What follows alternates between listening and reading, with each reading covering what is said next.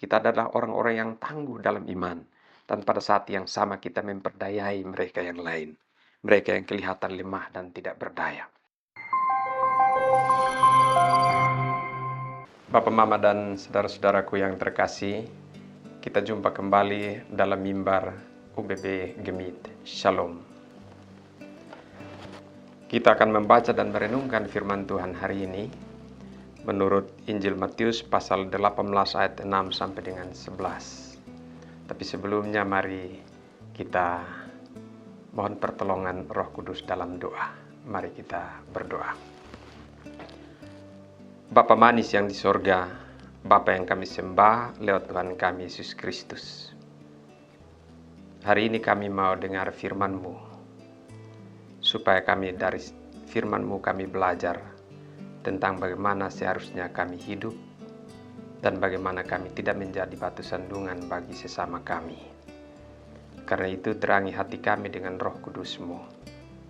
Berilah kepada kami telinga yang siap mendengar dan hati yang bersedia untuk menyimpan firman-Mu supaya menjadi pedoman, panduan, tuntunan dalam hidup kami sehari-hari. Berfirmanlah kepada kami bersedia untuk mendengar dalam nama Tuhan Yesus firman yang hidup. Amin. Kita akan membaca dan merenungkan firman Tuhan, Injil Matius pasal 18 ayat 6 sampai dengan 11. Ais Yesus kasih tahu Lai Sang Dong bilang, kalau ada orang yang bikin satu anak kicik iko jalan yang salah, sampai dia sonde percaya Lai Sang Beta, awas lebih baik orang ika batu besar satu di dia pung batang leher, kau kasih tenggelam sang dia di tengah laut. Ini dunia nih memang tanpa celaka, tagal ada banyak hal yang bikin orang jatuh dalam dosa. Ma orang yang paling celaka tuh, ande orang yang bikin gara-gara, kok orang lain bikin salah. Kalau lu bikin salah pakai lu pung tangan, kok lu pung kaki, na potong buang sang dia sa. Terlebih baik lu masuk sorga dengan tangan sebelah sa, kok kaki sebelah sa, kok biar dong jang buang sang lu pi api neraka dengan lu pung tangan dan kaki dua-dua. Kalau lu bikin salah pakai lu pung mata, doi buang lu pung mata sa. Terlebih baik lu masuk pi sorga dengan mata sebelah sa, kau biar dong jam buang sang lupi api neraka dengan lupung mata dua-dua. Yesus omong lagi bilang, hati-hati jangan sampai bosong pandang enteng anak kicik begini. Tedong ada Tuhan pung anak buah dari sorga yang jaga sang dong. Deng itu anak buah dong bisa masuk kapan-kapan sa. Kopi kasih tahu ini orang dong pung hal di Tuhan Allah. Papa, Mama, dan saudara-saudaraku yang dikasihi Tuhan Yesus. Tema kita dalam renungan hari ini, dia bilang jangan jadi batu sandungan bagi sesama. Pengalaman dalam hidup kita sehari-hari. Orang Timor itu biasanya beromong tentang satu kata, dan itu sebenarnya menjadi tipe atau ciri dari manusia pada umumnya. Dia senang lihat orang susah, dan dia susah lihat orang senang.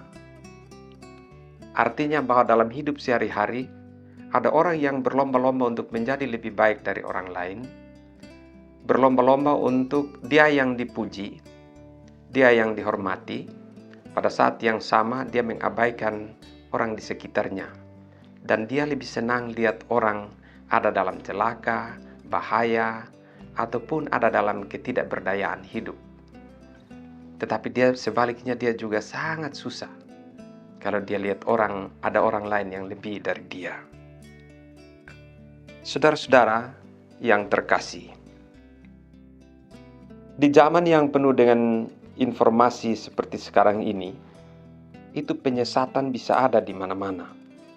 Tidak semua orang yang terdengar baik, menarik, atau bahkan menggunakan bahasa rohani sekalipun itu berasal dari Allah.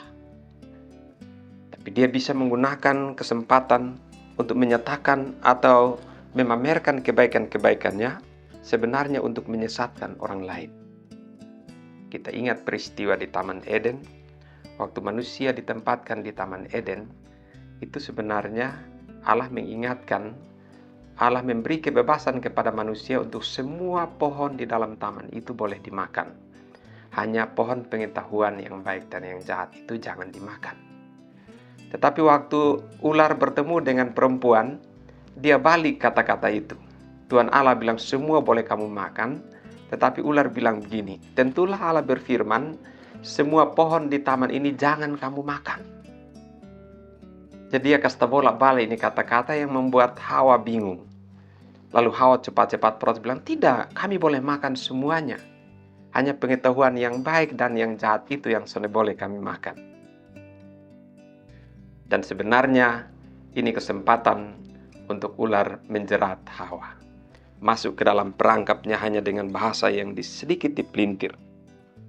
Apa yang terjadi? Hawa akhirnya mengambil buah yang dilarang oleh Tuhan Allah dan memakannya. Dan ular bilang begini, jangan-jangan kamu akan Allah takut kalau kamu akan makan dan menjadi sama seperti Allah.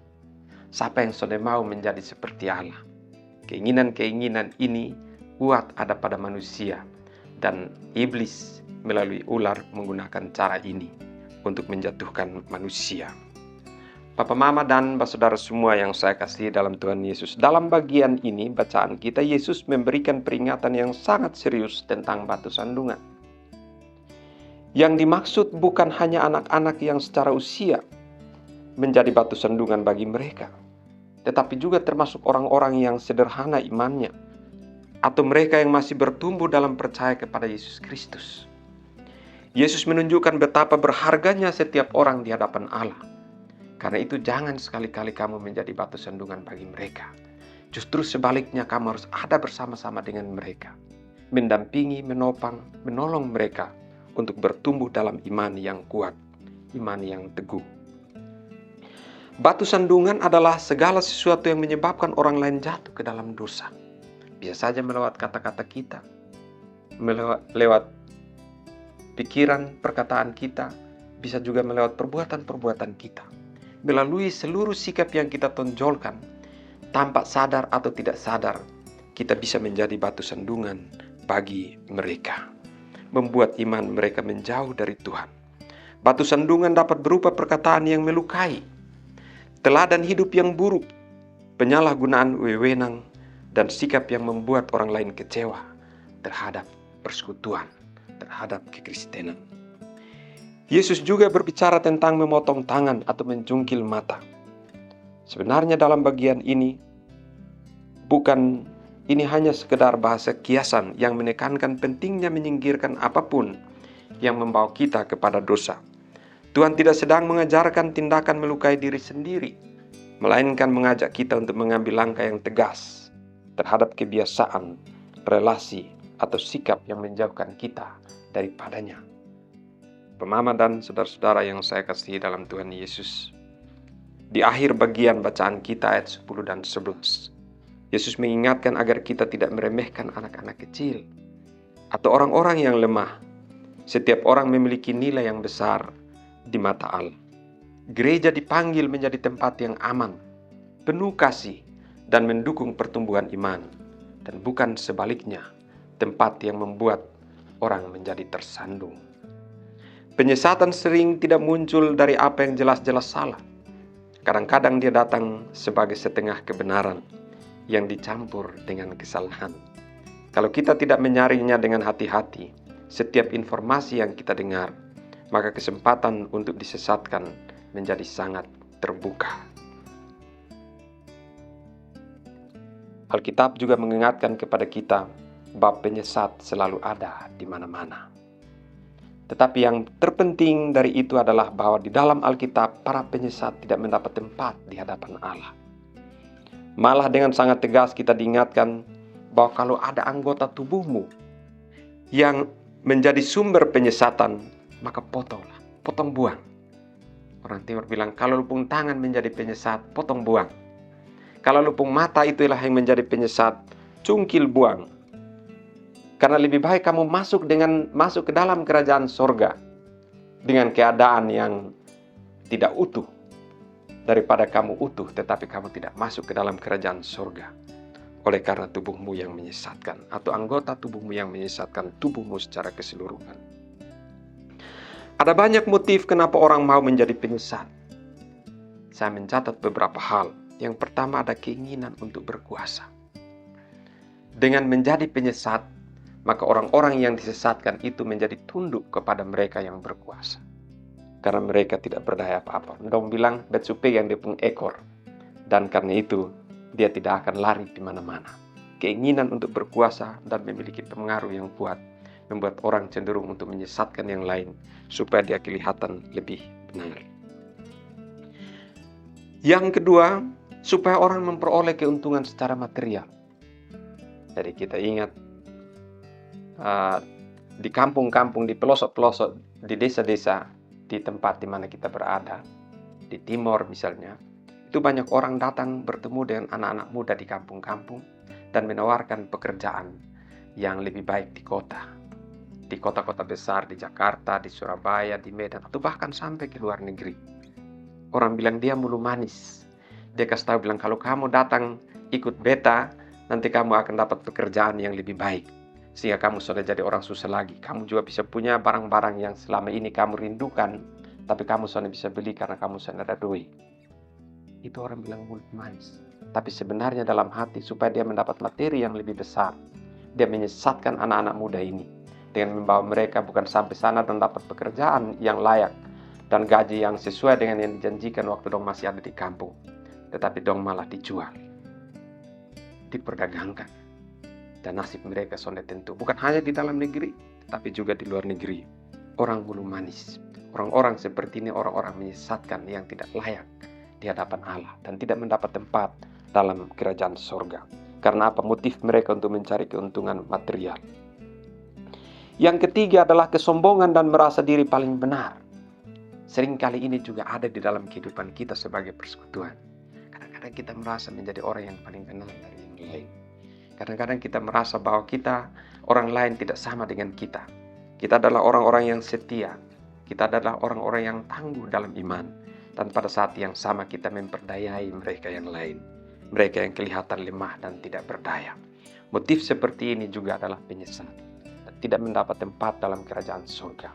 Orang-orang seperti ini sama seperti bacaan kita, gantung ikat batu besar di lehernya dan kas masuk dia, kas tenggelam dia di dalam laut, biar supaya dia mati tenggelam. Sebab dia tidak berguna dan tidak mendapat tempat dalam kerajaan surga. Papa, Mama, dan saudara-saudara yang saya kasih dalam Tuhan Yesus, sebenarnya dalam kehidupan kita bersama, kita perlu mencari atau menemukan hal-hal yang baik supaya dalam hidup bersama kita saling menopang. Kita sadar betul bahwa kita adalah orang-orang berdosa. Toh ini soalnya ada artinya di hadapan Tuhan. Tetapi Tuhan mengasihi kita. Karena itu persekutuan ini mesti dibangun dan dirawat dengan baik supaya kita saling baku jaga satu dengan yang lain. Ada yang lemah, yang kuat menolongnya, atau mereka yang berkuasa juga membantu mereka yang lemah sehingga mereka juga mendapatkan tempat yang sama di hadapan Allah. Jangan kemudian kita memperdayai mereka. Jangan kemudian kita menjadi sumber penyesat yang membuat mereka tidak mendapat tempat di hadapan Allah. Saudara-saudara, kalau setiap orang dengan motif yang baik, dengan menolong, membantu satu dengan yang lain, menjaga dan merawat iman untuk bertumbuh bersama, maka alangkah indahnya hidup ini. Alangkah indahnya dalam persekutuan seperti ini. Kita merasakan betapa Allah mengasihi kita. Dan kasih yang besar itulah yang kemudian kita jaga dan kita rawat untuk kita saling mengasihi satu dengan yang lain. Dan di hadapan Allah sekalipun kita adalah manusia berdosa, Allah menyambut kita dan mengasihi kita. Karena kita sendiri telah menyambut kasih yang besar itu untuk dinyatakan bagi sesama kita. Tuhan Yesus memberkati kita semua. Amin. Mari kita berdoa. Bapa di sorga, Bapa yang penuh kasih, syukur kepadamu atas firman-Mu bagi kami hari ini. Kami belajar tentang bagaimana seharusnya kami hidup dengan sesama kami di sekitar kami, termasuk mereka yang lemah, mereka yang tidak berdaya. Sekiranya kami memiliki iman yang kuat dan tangguh, biarlah iman ini juga kami pakai untuk menolong mereka yang lemah dan tak berdaya, sehingga kami bertumbuh bersama di hadapan Tuhan dan memiliki hidup yang benar. Bapa di surga, pelihara kehidupan kami, dan biarlah firman yang kami dengar hari ini juga menjadi panduan yang menolong kami untuk selalu hidup di tengah-tengah masyarakat, di setiap tempat di mana kami berada, dalam bekerja dan beraktivitas, supaya kami menjadi orang yang sungguh-sungguh taat kepada firman-Mu dan membantu satu dengan yang lain untuk terus bertumbuh dalam pengenalan yang baik akan firman-Mu dan hidup sebagai orang-orang yang bertanggung jawab. Terima kasih ya Tuhan, seluruh kehidupan kami serahkan ke dalam tangan Tuhan. Sekiranya ada hal-hal yang kami lakukan bertentangan dengan kehendak Tuhan, ajar kami untuk hidup lebih baik dari waktu ke waktu, untuk hormat dan kemuliaan nama Tuhan. Dalam nama Tuhan Yesus kami berdoa pada Bapa di sorga. Amin.